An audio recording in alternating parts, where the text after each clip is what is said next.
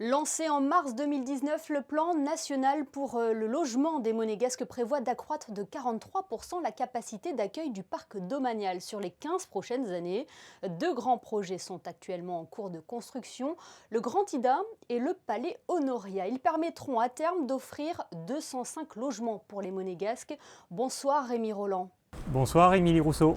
Vous êtes avec nous ce soir pour aborder l'un des projets majeurs, essentiels, je dirais même à la principauté, le Palais Honoria.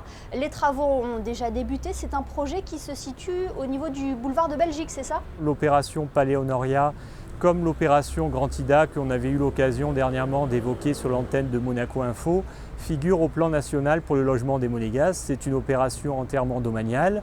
Elle se situe à l'angle du boulevard de Belgique et du boulevard de Jardin Exotique, où ont été démolis les immeubles donc Palais Honoria et Villa Lema au début de l'année 2020.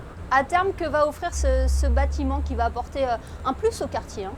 Je vous confirme que donc, cet immeuble va apporter un plus puisqu'il comportera 65 logements domaniaux, 65 caves, environ 350 mètres carrés de locaux professionnels, une crèche de 35 berceaux qui sera gérée par la mairie de Monaco et également un parking public de 170 places environ géré par Monaco Parking. Et quand est prévue la livraison? Les travaux ont démarré au début de l'année 2020 et la livraison est prévue pour février 2023. Donc on rentre parfaitement dans la feuille de route du plan national pour le logement. Tout à fait. Ce futur immeuble aura une certification environnementale comme tous les bâtiments récents en principauté? Cet immeuble aura la certification bâtiment durable méditerranéen de Monaco, en abrégé BD2M, qui est donc un label qui permet, d'assurer, une construction durable, mais tout en offrant également un confort pour les futurs résidents de cet immeuble. On parle beaucoup de qualité de vie, Rémi Roland, avec tous les chantiers qui sont en cours en principauté. Quelles sont les mesures envisagées pour réduire les nuisances liées à cette opération de Palais Honoria? En concertation donc avec le constructeur, plusieurs mesures ont été mises en œuvre. Donc la mise en place d'un portique qui accueille la base vie en surplomb du boulevard de Belgique, qui permet de maintenir en permanence la circulation à double sens au niveau du boulevard de Belgique. Je peux également vous citer la mise en place de bâches en périmétrie du chantier.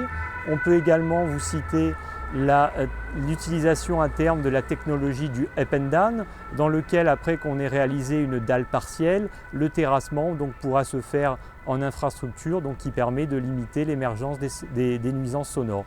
On peut également vous citer la mise en place également d'une benne insonorisée pour accueillir les déblais, qui permet également de limiter la rotation des camions. Il y a aussi des réunions à l'intention des riverains qui sont organisées? Au démarrage de l'opération, c'était de mémoire au 7 janvier 2020, on avait organisé une réunion à l'attention des riverains. Cette réunion avait pour objectif à la fois de leur présenter le projet, de leur indiquer les mesures que je viens de vous préciser pour la limitation des nuisances, puis de répondre à leurs interrogations.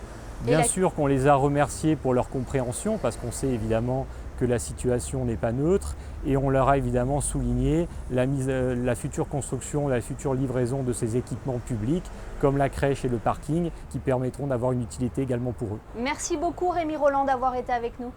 Merci Émilie Rousseau.